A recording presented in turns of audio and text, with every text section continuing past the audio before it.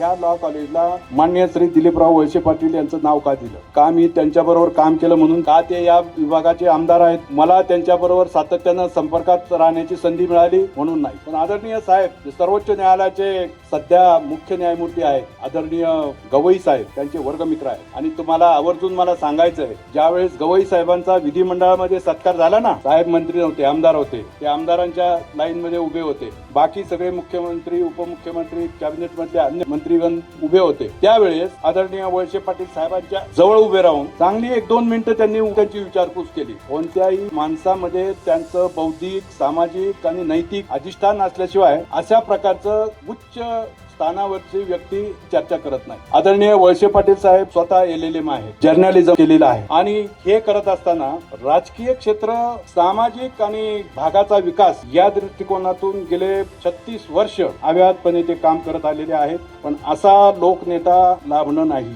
आपलं इतकं भाग्य आहे की एवढा मोठा लोकनेता की जो जमिनीवर आहे, जो तुमचं नुसतं फोन केला, हा ठीक आहे, पण त्या ठीक आहे याच्यामध्ये एवढी ताकद असते की दुसऱ्या क्षणी त्यांनी तुमचं जे काम आहे त्याच्यासाठी फोन केलेला असतो. म्हणून हा माणूस पूर्णपणे समाजकारणी आहे. म्हणून आदरणीय साहेबांचं एक मितभाषीपणा, लोकाप्रती प्रेम, सामाजिक अधिष्ठान, मृदभाषिक असतानाही एक नेहमीच डिसिप्लिनची अपेक्षा करणारा असा नेता, यासाठी मी या महाविद्यालयाला आदरणीय वळसे पाटील साहेबांचं नाव दिलेलं आहे.